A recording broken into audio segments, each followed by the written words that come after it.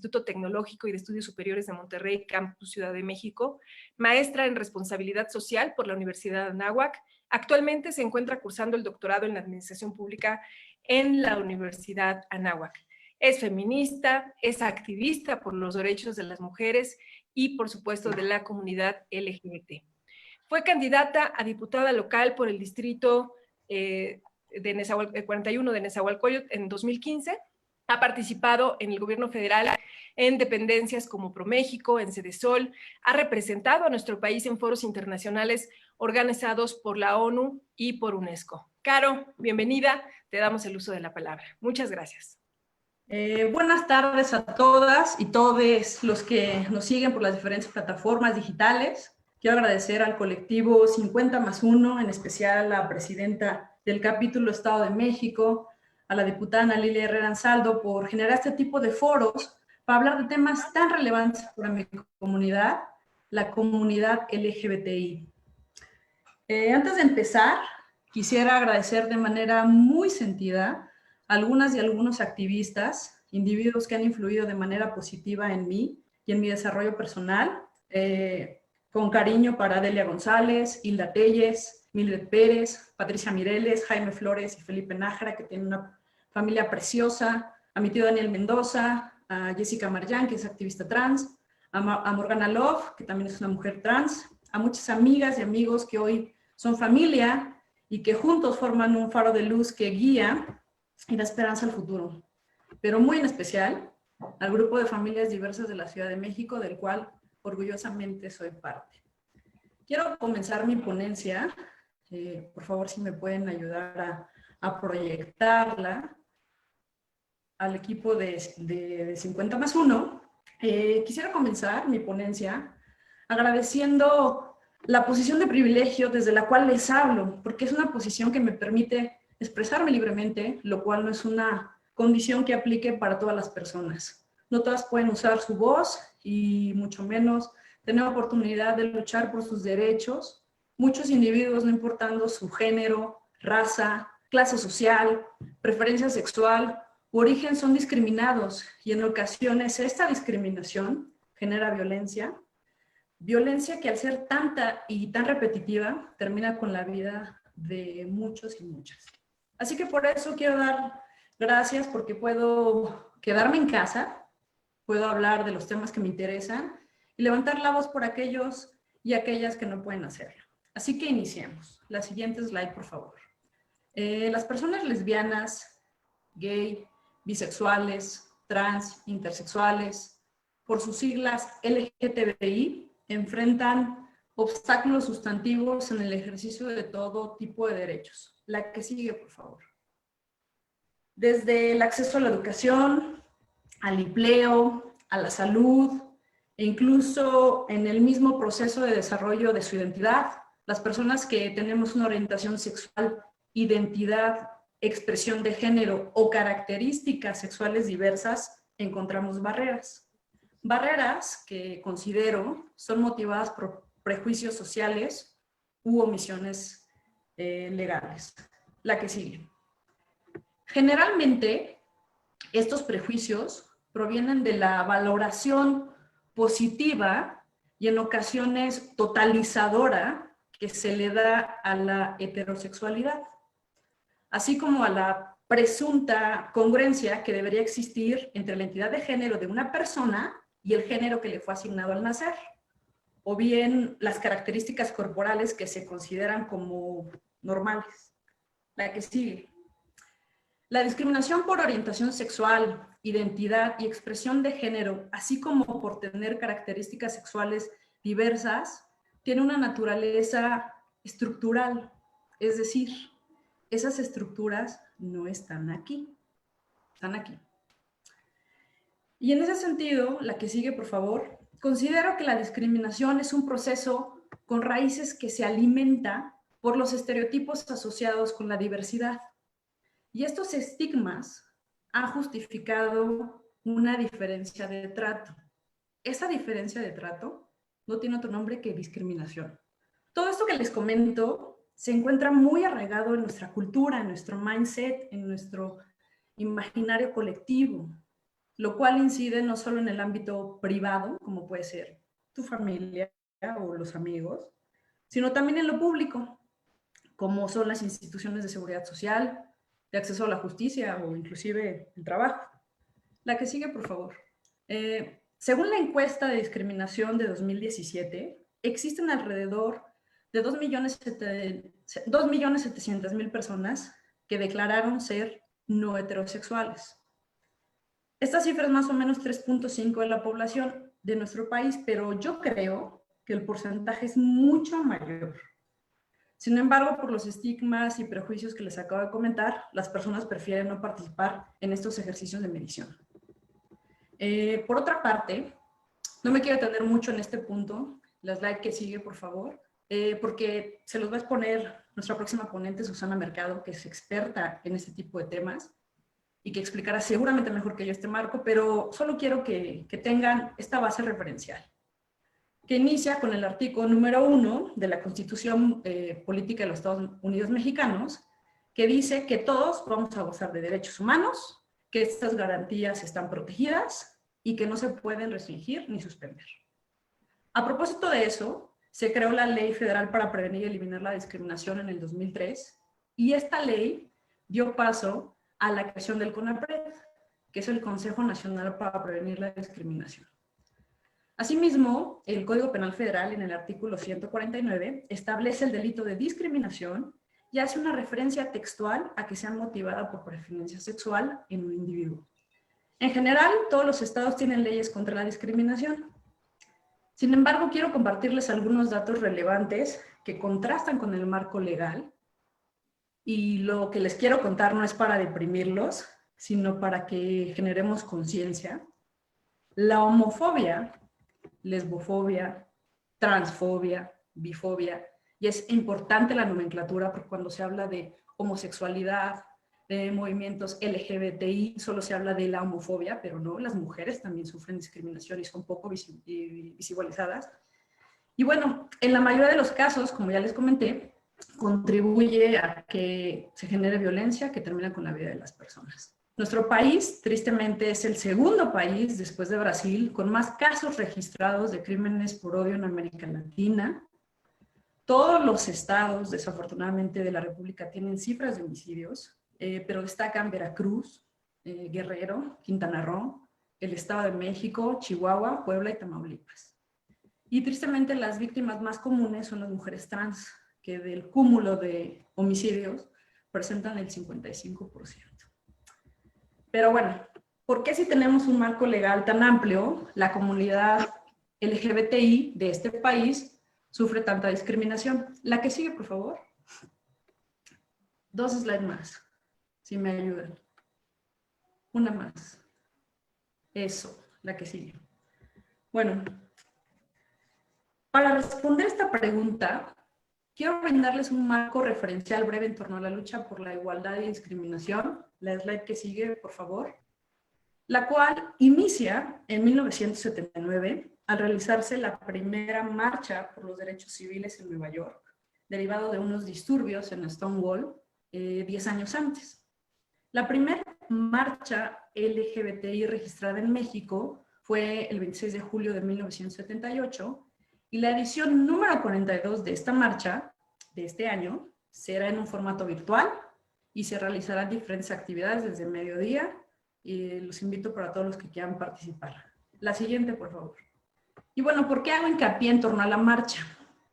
Porque más allá de una celebración, esto representa una acción afirmativa para visibilizar la lucha decidida e incansable de diversos grupos, colectivos y activistas para alcanzar derechos civiles, así como para evidenciar la discriminación, falta de inclusión y las barreras que la comunidad todavía enfrenta, como es el caso, por ejemplo, del matrimonio igualitario, que en la Ciudad de México es reconocido desde hace 11 años, gracias a esta lucha por parte de estos activistas y colectivos. La que sigue, por favor. Ahora bien, con este panorama, ¿qué retos enfrenta la comunidad?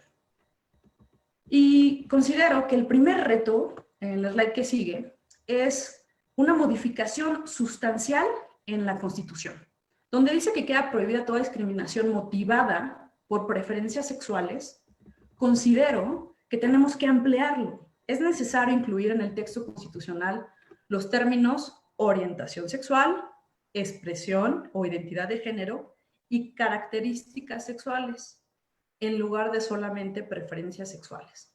El reto número 2 creo que es combatir, si me ayudan con la siguiente slide, es combatir e investigar de manera adecuada los crímenes de odio hacia las personas LGTBI. No necesitamos más allá de la justicia, no más ni menos, solo justicia. Asimismo, pues las medidas contra el bullying homofóbico, lesbofóbico, bifóbico, transfóbico e interfóbico son muy importantes. La slide que sigue, por favor. Con respecto a este último punto, es importantísimo prestar atención a la prevención del suicidio entre niños y niñas de la comunidad. En particular a las infancias trans, requieren un cuidado muy, muy particular. El quinto reto, en la slide que viene, por favor, es el acceso al matrimonio. Según la jurisprudencia emitida por la Suprema Corte de la Nación de 2015, limitar el matrimonio a las uniones heterosexuales es discriminatorio, porque el fin de dicha institución no es la procreación. Ojo con eso, ¿eh? Entonces, en consecuencia, las leyes estatales que limitan la unión entre un hombre y una mujer, pues son inconstitucionales. El matrimonio igualitario es legal y reconocido en 19 estados de la República. Desafortunadamente, en el Estado de México aún no es posible, y las parejas que deciden unirse en matrimonio tienen que hacerlo a través de un amparo. Respecto a esto, quiero reconocer el trabajo del activista Patricia Mireles y de diversos colectivos en el Estado de México, con epicentro en Toluca, por su dedicación para resolver esa problemática. No están solos, aquí seguiremos ayudándolos. El punto 6 es, en cuanto al derecho a formar una familia, la comunidad ha permanecido ausente en casi todas las discusiones en torno a temas como el acceso a la gestación subrogada, a la adopción, al combate a la discriminación laboral o el otorgamiento de licencias de paternidad. La que sigue, por favor. Y yo sé que muchos de los que me están escuchando seguramente se están preguntando, ¿y qué le pasaría a un niño o una niña si naciera o fuera educada y formada por madres o padres homosexuales? Pues podría llegar a dirigir una nación, como es el caso de la primer ministra de Finlandia, Marianne Sanna, quien fue concebida y educada por una familia homoparental. El último reto es relativo a las personas trans. Además de la violencia, un tema prioritario es el reconocimiento de la identidad de género y todo lo que implica. Respecto a la comunidad transgénero, quiero compartirles un dato para su reflexión, y es un dato que la primera vez que lo escuché y lo racionalicé, me dejó impactada y también con mucha motivación para cambiar esa realidad. ¿Sabían que la esperanza de vida de una mujer trans en México es de 37 años? Mi edad. Si yo fuera trans, ya debería estar muerta. Bueno, la que sigue, por favor. Como ya escucharon, los retos de la comunidad LGBTI son amplios, pero para lograrlo es necesario un cambio cultural radical y de fondo, que empiece en ti. Sí, en ti, tú que me estás escuchando, tú que me estás viendo, porque para construir un México más justo, más igualitario, incluyente, mejor, es necesario de construir esas estructuras que están en tu cabeza, esos estereotipos, esos estigmas que no te permiten ver y reconocer que los homosexuales, lesbianas, bisexuales y transgénero somos seres humanos como tú, que tenemos sentimientos y los mismos deseos por formar una familia y prosperar. Y como lo mencioné al inicio de mi intervención, cuando les dije que las estructuras están en tu cabeza y no en el corazón, a eso creo que hacen referencia a dos expresiones que me gustan mucho, que se comparten en redes sociales, que es amor y love wins, que significa el amor gana. A que si permites a tu corazón abrirse, tu mentalidad cambiará y México ganará, porque todos podremos vivir en igualdad de condiciones, como lo marca la ley. Antes de culminar, quiero que por favor vean el siguiente video y posteriormente tengo un brevísimo mensaje de cierre.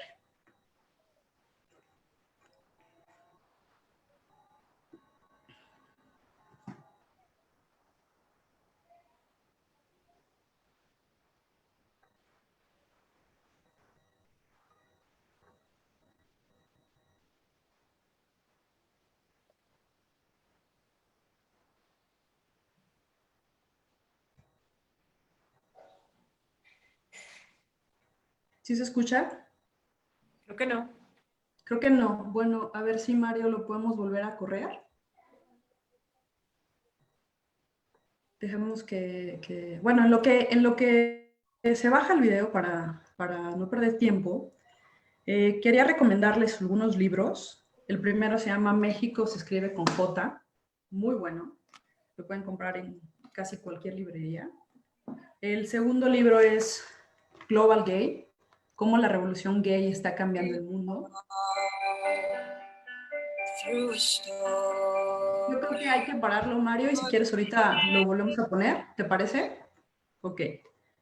Lo hice por amor, que es una novela de una buena amiga, Mildred Pérez, este último que se llama Latinoamérica Queer.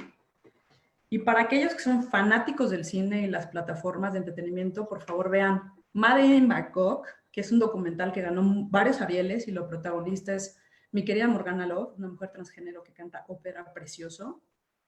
Un documental que está en Netflix, se acaba de estrenar la semana pasada, se llama Secret Love.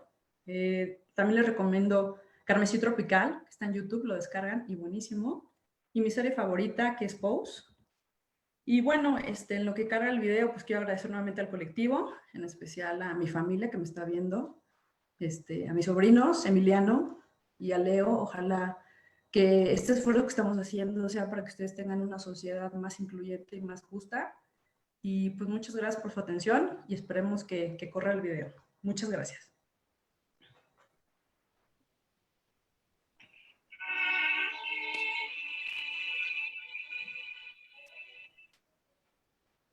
When you walk through a storm, hold your head up high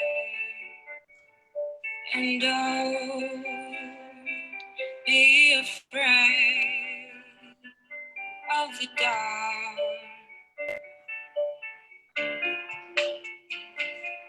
At the end of a storm, there's a golden sky and a sweet silver song of the lark.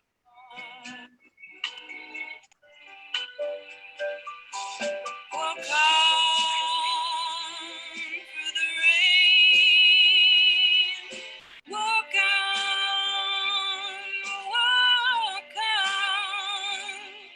with hope in your heart, and you never walk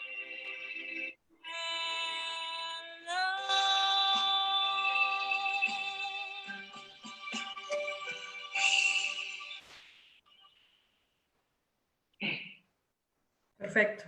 Aquí Gracias, terminamos. Caro. Gracias. Muy, muy emotiva y muy aleccionadora tu intervención. Permítanme, voy a presentarles ahora a Susana Mercado. Susana es abogada, egresada de la Escuela Libre de Derecho, cuenta con experiencia en el ámbito de los derechos humanos y diversos aspectos del derecho internacional privado. En México, ha laborado en la Comisión de Derechos Humanos del Distrito Federal y en el Consejo para Prevenir y Eliminar la Discriminación de la Ciudad de México. En el extranjero, se ha desempeñado como abogada en el Departamento de Protección del Consulado de México en Seattle, Washington, y en una firma estadounidense de abogados. Asimismo, fue miembro y voluntario en organizaciones de base dedicadas a la protección de los derechos de los migrantes en Estados Unidos, tales como One America, el Centro de la Raza, entre otras. Muy bienvenida, Susana. Muchísimas gracias. Muchas gracias. Gracias, diputada. Muchas gracias a todas las personas que nos acompañan a través de los medios electrónicos. A la diputada Ana Lilia Herrera en especial, le agradezco esta oportunidad de acercarnos a tener esta conversación con las personas que nos acompañan, los miembros del colectivo, a la maestra Charbel, que he tenido la oportunidad de compartir diversos espacios con ella. En una más estamos aquí, maestra, muchas gracias. También a la compañera Laura Ramírez. Con mucho gusto estamos aquí para tener esta conversación sobre unas breves notas de la discriminación hacia la población LGBTIQ+, LGBTIQ en México.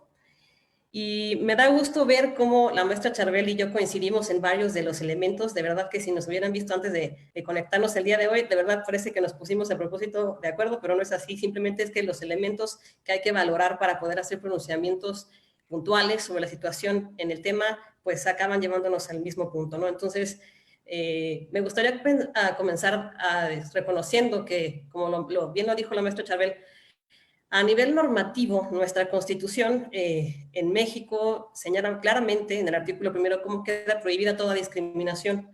Y a pesar de que está esta prohibición desde el marco constitucional, la realidad es que en nuestro día a día, la realidad es otra, ¿no? Los miembros de la comunidad LGBTIQ lo viven de otra manera a pesar de lo que dice la Constitución y lo que dicen otros elementos normativos.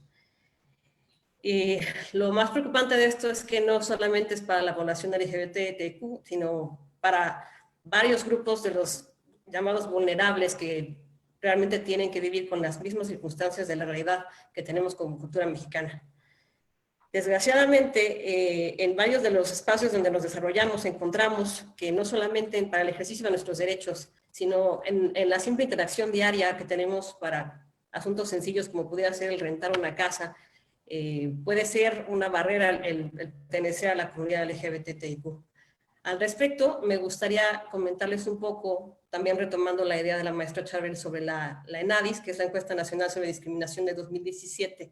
En ella se tomaron varios indicadores con motivo de buscar elementos que nos permitan distinguir qué es la discriminación, por qué se da, cuáles son sus elementos, y un poco darnos un marco situacional al respecto. Esta encuesta se generó con un muestreo más o menos de unas 245 personas. Perdón, es que no, discúlpenme. Y de ellas se desprendieron los siguientes elementos. De la muestra que se observó, encontramos que la población de 18 años y más declaró haber sido discriminada por algún motivo en los últimos 12 meses según su orientación sexual. Esa información está disponible ahí en la ENADIS, que fue elaborada en colaboración con CONAPRED, la CNDH, el CONACYT, el INEGI y la UNAM. En esta misma encuesta encontramos que la percepción sobre el respeto a los derechos se vivió de la siguiente manera. Cuando se buscó una pregunta respecto a cómo percibía la gente a la que se encuestó la manera en que se respetan o no se respetan los derechos de ciertos grupos de personas, se acabó respondiendo que las personas gays o lesbianas, según las personas a las que se encuestó, el 66% consideran que se respetan poco o nada sus derechos. Otro elemento que se desprendió de la ENADIS, que es un elemento que también considero que es un foco al que hay que poner atención, es el elemento de la apertura a la diversidad. Algunas de las personas encuestadas tienen una predisposición inicial a tratar de manera distinta o a no dejar vivir, por ejemplo, en una habitación o en una casa que sea de su propiedad a una persona que tenga ciertas características. Las personas que tuvieron la cantidad más importante de rechazo, digamos, en porcentaje, fueron las personas nacidas en el extranjero, las personas jóvenes, las personas con VIH-Sida en tercer lugar, y en un cuarto lugar y quinto lugar las personas miembros de la comunidad trans y las personas gay o lesbianas. La ENADIS nos habla de que es entre un 33 y 41% y un 30 y 35% respecto de esta población, de la población trans y la población gay o lesbiana. Es decir, ¿en qué se traduce esto en términos muy sencillos? Estamos hablando de que si yo soy una persona que soy dueña de una propiedad y yo estoy considerando elementos que me van a decidir si le rento o no una casa a una persona, una razón que yo voy a considerar a partir de esto va a ser si la persona tiene una preferencia sexual distinta. La verdad es que este indicador, yo cuando lo leí me dejó preocupada, porque en una cosa que es una acción de un día en día que una persona tiene que buscar un lugar donde rentar cuando está llegando a un espacio distinto para vivir, veo que las gráficas a nivel nacional pues son preocupantes. Según la propia ENADIS, lo que nos señala es que hay un elemento grave, alto, el 64.4% de la población a nivel nacional considera este elemento es decir, la preferencia sexual de la persona como un elemento a partir del cual ellos pueden decir, ¿sabes qué? Mejor yo a esta persona pues no le rento. Y eso en comparación, por ejemplo, con lo que se vive en la Ciudad de México, que es equivalente a un 40.5%, pues sí hay una diferencia de un 20% que es relevante, ¿no? Respecto al aspecto nacional y al aspecto cómo se maneja, cómo se vive en la Ciudad de México. Es decir, si uno es miembro de la comunidad LGBTI y quiere rentar, pues es bastante más sencillo hacerlo en la Ciudad de México en comparación con el resto del promedio que existe a nivel nacional. Ahora, con motivo de pues, justamente la reflexión a partir de las condiciones a nivel nacional y a nivel el Estado de México, aquí hay una tarea especial para las compañeras del colectivo 50+1, así como las autoridades locales y los ciudadanos habitantes del Estado de México. En esta entidad, este porcentaje respecto a un aspecto sencillo como el que estoy hablando de la predisposición que hay para rentarle o no rentarle a una persona es de 61.5%. Es decir, si tomamos en consideración que la Ciudad de México es vecina del Estado de México, estamos hablando de una diferencia también del 20%, un poquito más del 20% entre cómo se vive este aspecto muy puntual en la Ciudad de México y en el Estado de México. Tomé este ejemplo, que el ENAIS es uno de varias preguntas que se hacen, porque me pareció una referencia muy puntual, muy específica, de pues, una acción que te puede mostrar cómo las personas viven la discriminación en un elemento que a lo mejor parece ordinario, vaya, porque cómo puede un dueño de una casa ver a primera mano, digamos, juzgar si una persona es miembro de la comunidad LGBT o no, pero al final del día, el asunto es que si la persona lo supiera, él tiene una disposición, él o ella tiene una predisposición a negarse a rentarle a la persona simplemente por tener una preferencia sexual distinta. Ahora, el tema aquí también es que la realidad, pues sí es distinta a nuestro marco normativo, como lo señaló la maestra Charbel también. Contamos con un marco normativo amplio, desde la Constitución hasta la Ley Federal para eliminar la discriminación, múltiples tratados internacionales, la referencia al Código Penal Federal, es decir, la protección a nivel normativo, a nivel del sistema jurídico es amplia.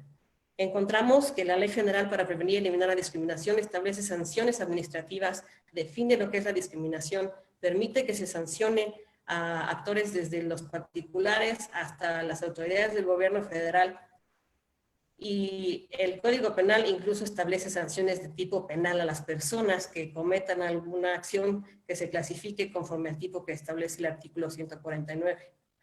Esto es a nivel, digamos, el orden jurídico interno, que es de origen interno de México. Además, contamos con instrumentos internacionales en los que se condena y se promueven las formas para eliminar la discriminación, como el Pacto de San José, la Convención sobre la Eliminación de todas formas de discriminación contra la mujer, conocida como CEDAW. Eso está especialmente dedicada a eliminar la discriminación por temas de género hacia las mujeres, la Convención sobre los Derechos de las Personas con Discapacidad, entre muchas otras. Incluso también, como ya lo han manifestado, la existencia de un organismo especializado que se suma a la lucha de la discriminación, el Consejo Nacional para Prevenir la Discriminación desde el 2003, paralelo y trabajando de manera, digamos, que en canales separados con la Comisión Nacional de Derechos Humanos, para darle una especial atención al tema de la discriminación. De todas maneras, los resultados de la ENAIS de 2017 son claros, no podemos dejar de ver la realidad, y eso es lo que quiero dejar hoy como un poco como reflexión, más allá de los temas técnicos estrictamente legislativos. Encontramos que la verdad es que la existencia de un marco normativo nutrido, amplio, nacional, internacional, de todas maneras nos dejó con una situación en México con los resultados como los da la ENADIS, ¿no? Con una pregunta en la que una persona que tiene una casa en México le puede negar la oportunidad de rentar a otra simplemente por su preferencia sexual, una cuestión sencilla de un día ordinario de una persona. Entonces, ¿dónde están los problemas con un marco normativo tan nutrido? ¿Por qué tenemos estos datos? ¿Por qué tenemos estos números? La respuesta es sencilla. El problema realmente no son las leyes. Nunca, como abogados, creo que muchas veces nos pasa que tenemos estas reflexiones, la gente nos pregunta, nos hace consultas a nivel pues muy técnico respecto a los contenidos legislativos, pero muchas veces no es realmente la legislación, no es realmente el tema técnico, porque nuestro marco normativo desde la Constitución de 1917 pues sí, siempre ha sido de avanzada. En realidad no son las leyes ni necesariamente quienes las aplican, que no estoy diciendo que no es el caso, porque ahí también tenemos un tema, pero realmente cuando se habla del asunto de discriminación, el problema tiene más bien una base, una raíz cultural, y que es responsabilidad de cada uno de nosotros y de nosotras como mexicanos cambiarla. Sobre este específico, la propia NADIS nos lleva a las reflexiones también, que van muy de la mano con lo que comentó la maestra Charbel. La propia NADIS nos lleva a hablar y a revisar el tema de los prejuicios y los estigmas. Los prejuicios están íntimamente relacionados con los estigmas. Los prejuicios son una predisposición irracional a adoptar comportamientos negativos hacia un grupo y sus miembros, basados en una generalización errónea y rígida acerca de ellos. Así nos hace el señalamiento la ENADIS, y esto en consideración un poco también a lo que es la definición que hay de estigmas. El estigma, según la Real Academia Española, es un desdoro o mala fama a partir de pues, estos elementos de prejuicios que pueden existir, ¿no? Entonces, estos conceptos son en muchos momentos base de los motivos internos por los que una persona llega a discriminar a otra.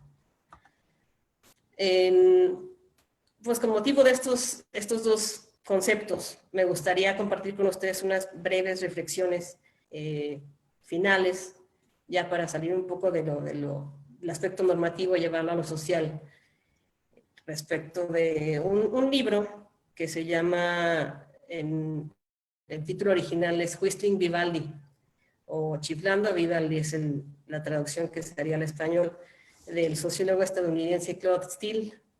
En este libro, él habla a detalle de varios aspectos relacionados con la discriminación, de dónde viene, cómo funciona dentro de la sociedad y cómo afecta a los individuos en su interacción, según pertenezcan a un cierto grupo vulnerable.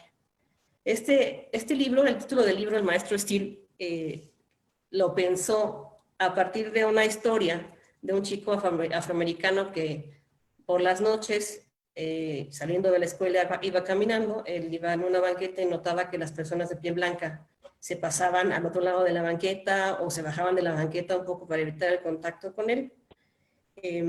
Pues él notó que esto le pasaba todos los días por las noches. Un día se extraía traía en la mente una canción de Vivaldi y empezó a chiflarla en el camino. Pasó una pareja de piel blanca junto a él y él notó que con esa acción de escucharlo a él chiflando una canción de Vivaldi, notó que la pareja blanca seguía caminando derecho, hasta le sonrió y se siguió de largo. Entonces, en ese momento, el muchacho detectó el prejuicio que la gente tenía por el color de su piel y que no podía cambiarlo al asociarlo, y que él pudo cambiarlo más bien al asociarlo con ese sonido del chiflido de una canción de música clásica. Entonces, en ese momento, él percibió que con esa acción ellos lo percibieron como una persona educada y que ya no representaba peligro. El doctor Steele, a lo largo del libro, habla de varios temas, pero uno que quiero dejarles como una nota a revisar es estos elementos de contingencias identitarias, así le llama él, que surgen cuando hay algún prejuicio o estigma negativo frente a un grupo de personas. Este elemento de contingencia es esta reacción que él tuvo que generar para poder compensar el prejuicio que las personas tenían frente a él por ser de piel oscura. Es entonces así que, pensando en la discriminación hacia la población LGBTIQ, pues quiero dejarnos con esta reflexión de cuáles son esos prejuicios negativos que pueden existir respecto a la población LGBTIQ que nos hacen discriminarnos, como señala claramente la ENADIS, con una simple acción como puede ser rentar una casa. Es decir, ¿con qué lo asociamos? Y por otro lado, ¿qué acciones toma la población LGBTI para lidiar con estas contingencias identitarias que se generan a partir de estereotipos y estigmas que podemos tener frente a la población? Es decir, al final creo que los análisis y reflexiones a partir de estos términos nos van a llevar a una discusión y a un intercambio que es mucho más rico a nivel cultural y a nivel social. Creo que podemos lograr mucho más por este lado que legislando y esperando que las autoridades nos den las respuestas. El elemento de cambio realmente se encuentra en cada uno de nosotros para eliminar la discriminación.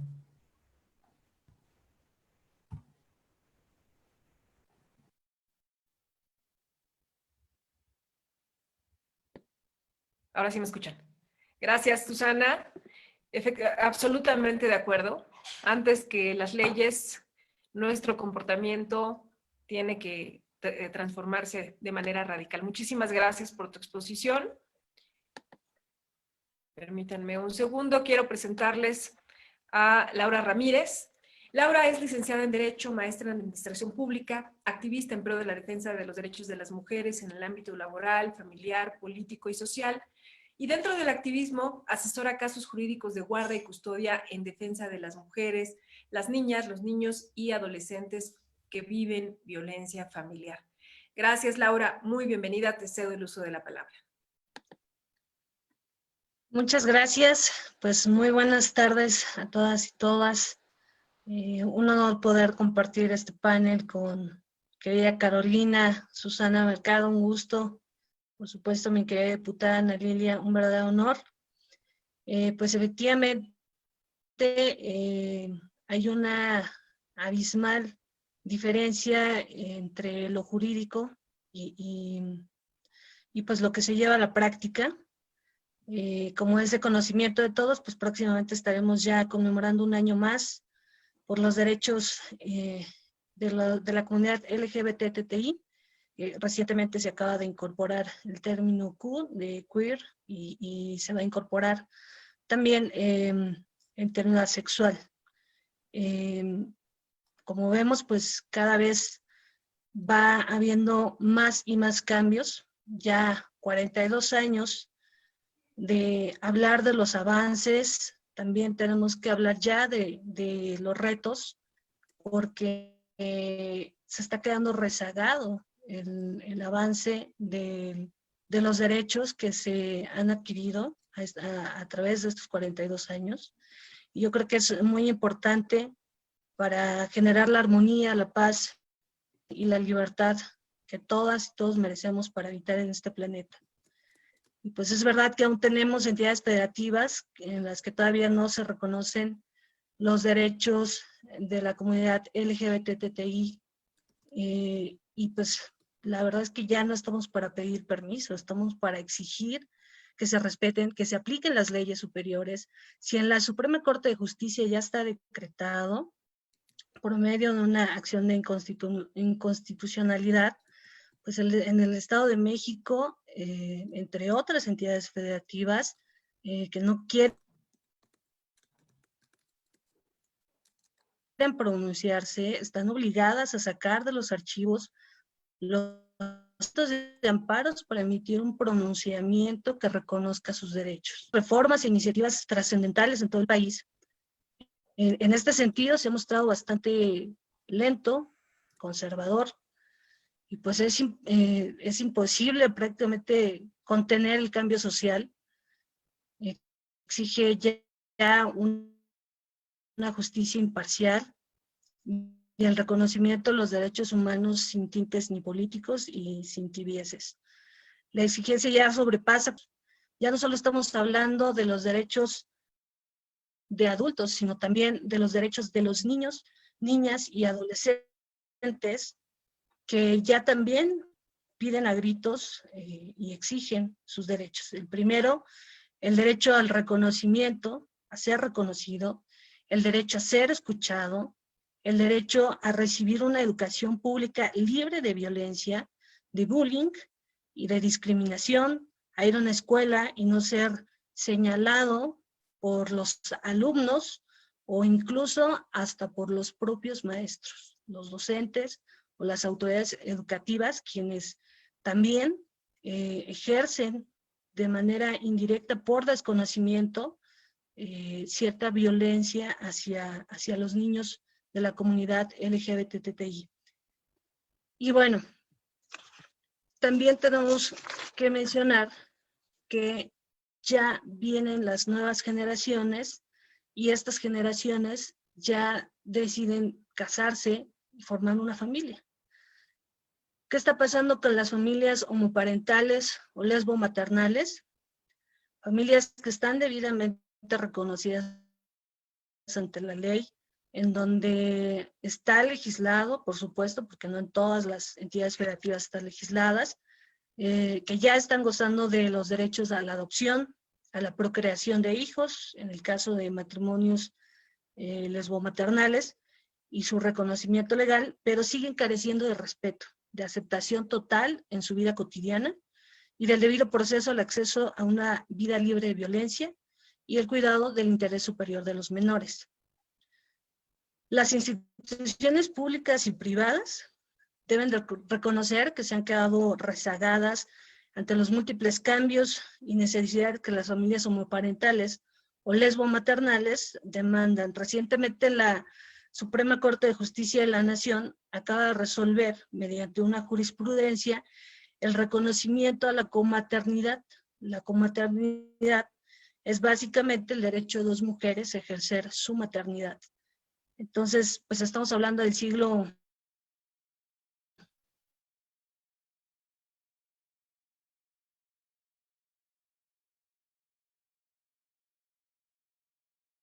XXI del año 2020, hace 40 años, y pues es 2020 y se viene apenas reconociendo la comaternidad.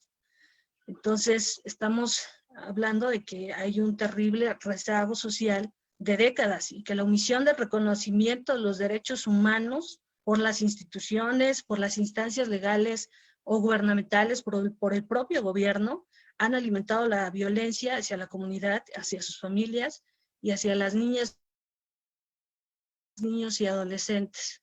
Por lo tanto, me atrevo a decir que si el gobierno es omiso a reconocer los derechos de la comunidad LGBTTI, el gobierno es el principal promotor de la violencia hacia la comunidad.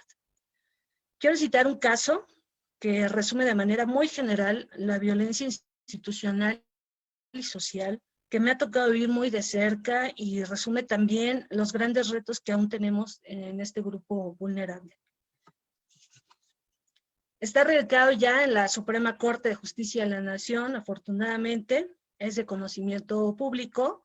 Les doy la referencia, es la CEFA en la primera sala, 86-2019, diagonal 2019.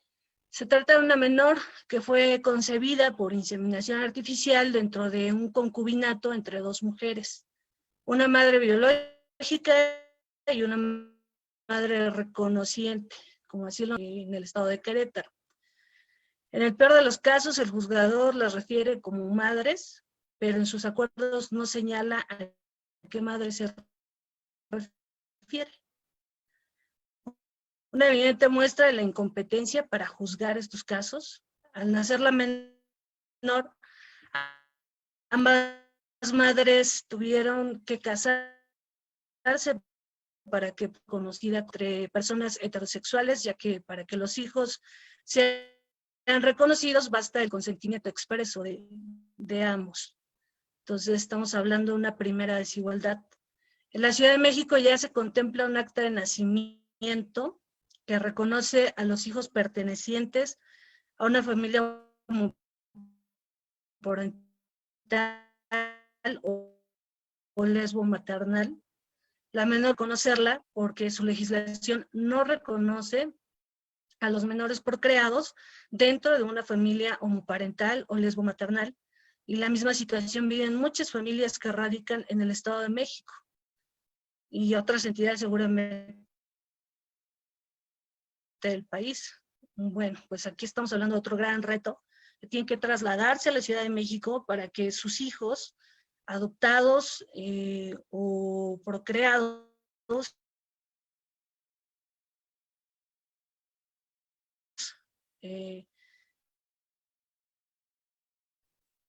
pues tengan y gocen de lo que está. Entonces es una desigualdad que se está viviendo dentro de las familias. Existe también una terrible discriminación, desigualdad social, ya que aunque está legislado y aprobado en la nación, existe un desconocimiento por parte de las instituciones administrativas y gubernamentales. Un ejemplo es cuando se trata de realizar trámites como obtener documentos migratorios, el pasaporte, por ejemplo. Al solicitar el pasaporte de la menor, nos encontramos con que no podían otorgárselo debido a que las actas de nacimiento y matrimonio de la menor estaba reconocida textualmente como hija de 2 madres, y pues eso no existe para la normatividad administrativa, ¿no? Entonces, incluso los servidores públicos, para este caso, se atrevieron a acusar a las madres de falsedad del documento, del acta de matrimonio y del acta de nacimiento. Entonces, pues desde aquí comienza la violencia institucional hacia las familias y, por supuesto, hacia las niñas, niños y adolescentes. Entonces, aquí lanzamos la pregunta de qué está haciendo la Secretaría de Relaciones Exteriores para reconocer todos y cada uno de los casos similares a este y así garantizar la obtención de documentos migratorios a todas y cada una de las familias que se encuentren en esta situación. Dicen que lo que no se nombra no existe. En la actualidad no existe una figura jurídica que defina a una madre biológica o padre adoptivos, ya que en el caso de los matrimonios tradicionales, la legislación los nombra como tal, ¿no? Madre o padre, y en el caso de las familias homoparentales o lesbomaternales, pues no existe una figura jurídica para nombrarlos. Entonces, la menor, al ser sometida a un juicio de la disputa de la guardia y custodia por parte de la madre reconociente, esto derivado de la disolución matrimonial, porque bueno, en algunos estados ya están reconociendo los derechos, el matrimonio, el reconocimiento de los hijos, la adopción, etcétera, y ya se están también disolviendo los matrimonios y en la actualidad no existe legislación que pueda dirimir la guardia y custodia de los menores en familias homoparentales o lesbomaternales. Entonces aquí resaltamos la importancia de nombrar las figuras jurídicas. La madre biológica emprende una lucha con el objetivo de mantener la guardia y custodia de la menor, cerca de 3 años que se ha mantenido en pie de lucha, soportando toda la desigualdad, la discriminación y la incompetencia de las autoridades, de los jueces, el desconocimiento para juzgar con perspectiva de género también estos asuntos, pues ha sido demasiado, ¿no? De entrada, yo creo que el Estado le debe el acceso a la justicia pronta y que pues los jueces no están preparados. Entonces, es terrible lo que está pasando en los juzgados también, ¿no? Al no encontrar las condiciones legales por diversas lagunas jurídicas, se debe, aquí proponemos y invitamos a que se aperturen las leyes para que se adapten, pues ya no es que quieran, ¿no? Es que se necesita que las leyes se adapten ya a los nuevos cambios sociales. Actualmente no existe esta legislación que norme las conductas sobre las cuales deben interactuar incluso las instituciones jurídicas con respecto a dirimir un juicio de guardia y custodia de los menores. En este caso en particular, la Suprema Corte de Justicia de la Nación atrajo el asunto por ser de naturaleza relevante y observó que la falta de capacidad de las autoridades para juzgar con perspectiva de género, donde existe una violencia familiar dentro de las parejas del mismo sexo. En este análisis, el ministro a su cargo de este asunto encontró que bajo un argumento estereotípico de que no podía deducirse la existencia de una relación asimétrica de poder entre ambas madres, es decir, de manera irresponsable, el juez desestimó la existencia de la violencia familiar, pues al decir no hay violencia porque las dos son mujeres y son lesbianas. Entonces, no puede una tener más fuerza que la otra, ¿no? Al más fuerza física o al golpear, pues no puede una tener más fuerza que la otra porque las dos son mujeres. Entonces, pues no hay violencia. Entonces, de ese tamaño se están juzgando este tipo de asuntos en los tribunales, ¿no?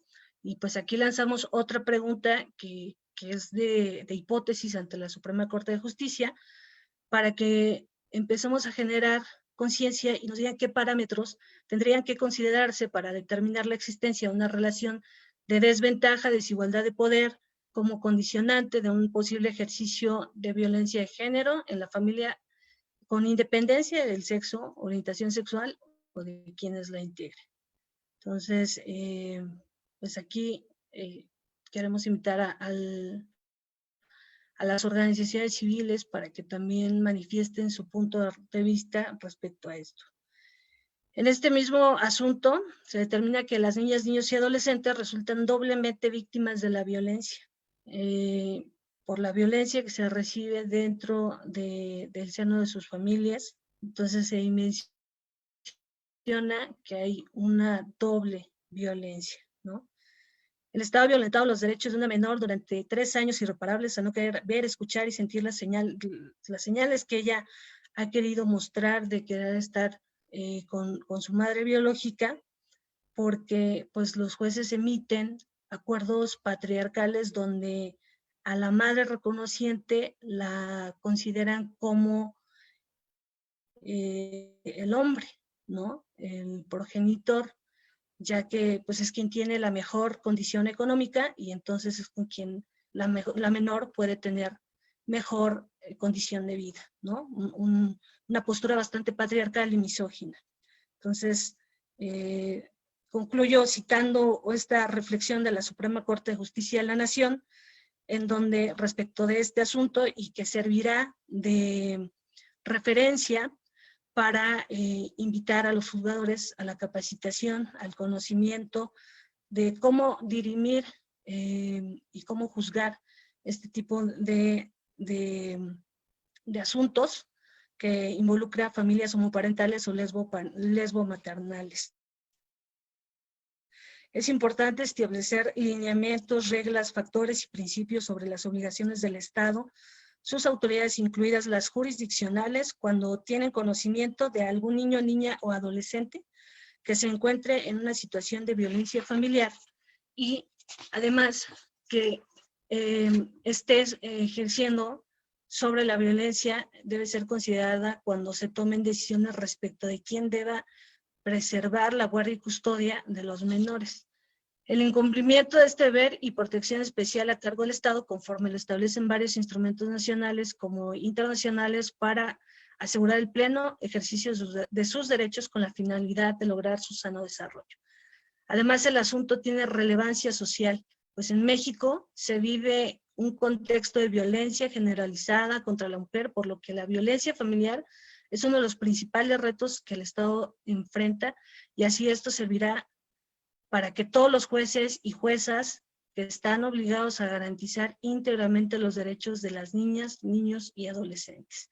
Entonces ponemos aquí la invitación para las organizaciones, para la sociedad civil, para que se unan, porque, y sobre todo invitamos a los gobiernos de las entidades federativas a que ya se pronuncien, porque ya no solo es el reconocer el derecho de ser o no ser, sino que ya vienen generaciones de niñas, niños y adolescentes a los que no podemos someterlos a una desigualdad y a una violencia institucional solo porque preferimos cerrar los ojos ante esta realidad, ¿no? Nos están alcanzando los cambios sociales y las leyes se tienen que adaptar a eso.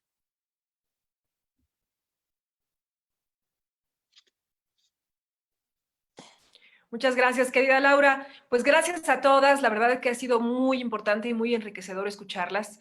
Es un gran aprendizaje. Uno cree que le sabe a muchos temas y la verdad hoy me quedo personalmente y espero que quienes se conectaron también con una profunda reflexión y los enormes retos que tenemos como sociedad. Gracias a todos los que se conectaron y nos han mandado comentarios también súper valiosos. Vamos a darles 2 minutos a cada una de las panelistas para que puedan cerrar con una reflexión final. Y bueno, pues gracias de nuevo por acompañarnos. Caro, empezamos contigo. Muchas gracias. En el chat nos preguntaban que por qué la esperanza de vida de las mujeres trans era de 37 años. Desafortunadamente porque las matan. Como les comenté, la cifra de homicidios en torno a este grupo es del 55%. Por eso la esperanza de vida disminuye.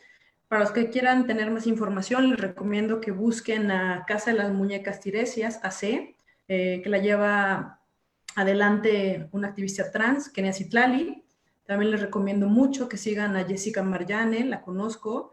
Ella es fundadora de la Red de Juventudes Trans. Y si quieren saber más a propósito de contenidos de la diversidad, les recomiendo que sigan los portales de Facebook, página de internet o Twitter de Colmena 41, de Homosensual y de Escándala. Son contenidos muy digeribles que los harán reflexionar.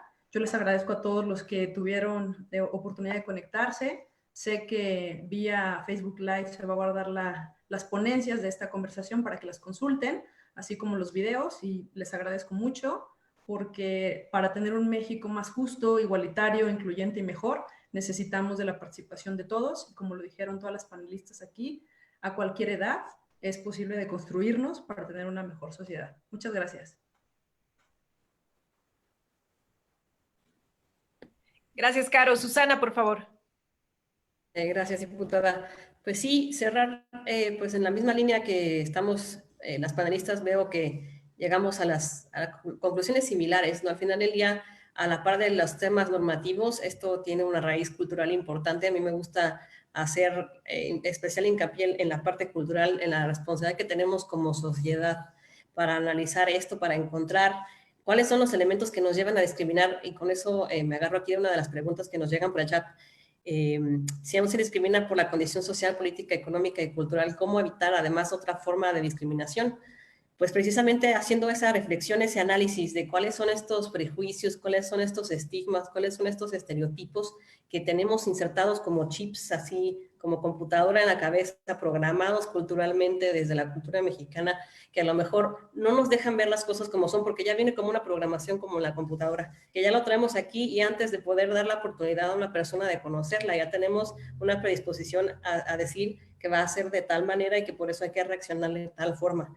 Es importante que podamos pasar a analizar, a hacer esa introspección, que podamos vernos como la raíz cultural que tenemos, los elementos que tenemos, porque creo que es a partir de lo cultural que se puede llegar a tener el impacto en el cambio legislativo y de políticas que necesitamos para que esto se haga realmente algo a nivel social. Vaya, que no traslademos toda la responsabilidad de la autoridad, y con eso me gustaría cerrar. Gracias, Susana. Finalmente, Laurita, por favor. Gracias, muchísimas gracias, de verdad, un honor a todas. Quiero aprovechar estos 2 minutos para darle las gracias a todas mis amigas que se conectaron para vernos, amigas de la comunidad también. Muchas gracias a todas, a Aimé, a Jacqueline, a Sol, a varias ahí que están aquí presentes. Pues nuevamente lanzar la invitación, ¿no? Primero, todo empieza desde casa. Si queremos una sociedad saludable, debemos generar familias saludables, debemos ser personas saludables, y hablar de la salud no quiere decir nada más la física, sino es muy importante la mental. Entonces, hablar de familias saludables, afuera podrán convivir con las diferentes personalidades que hay, y con la diversidad social, cultural, religiosa, sexual que hay afuera, y de esa manera podemos convivir todos en paz, y sobre todo en estos tiempos invitar a toda la gente que está en casa que se informe, a que lea, a que vea estos foros donde se expresan muchas cosas. Si hay dudas, pregunten. Hay mucha información con respecto a la comunidad LGBTTIQ. Hay muchísimos libros, películas, series, etcétera. De verdad es muy importante que alimentemos el conocimiento desde casa para que afuera podamos convivir todos, ¿no? En armonía, y evitemos mucha violencia que hoy en día está súper disparada. Entonces, de entrada, si no sabemos, no conocemos, hay que informarse. A las autoridades, nuevamente la invitación. Es urgente ya que fijen posturas, es urgente ya que los juzgados se capaciten y conozcan sobre todo los términos, y generen la normatividad para todos convivir en armonía. Un respeto y amor a todos, y de verdad, amor es amor, ¿no? Entonces, yo creo que salgamos afuera para decirles amor a todos y paz a todos y respeto a todos. Excelente, gracias Laura. Pues gracias a todas y a todos los que se conectaron. De verdad nos honra mucho tener mujeres tan talentosas, tan generosas como las que hoy participaron. Y bueno, los invitamos en el colectivo 50+1 capítulo Estado de México el próximo lunes 11 de mayo a las 6 de la tarde. Tendremos nuestro siguiente foro. Aquí hay mucho talento, mexiquenses que sin filias ni fobias estamos dispuestas a aportar, a sumar. Es momento de unidad. Muchísimas gracias. Muy buenas tardes. Gracias. Gracias.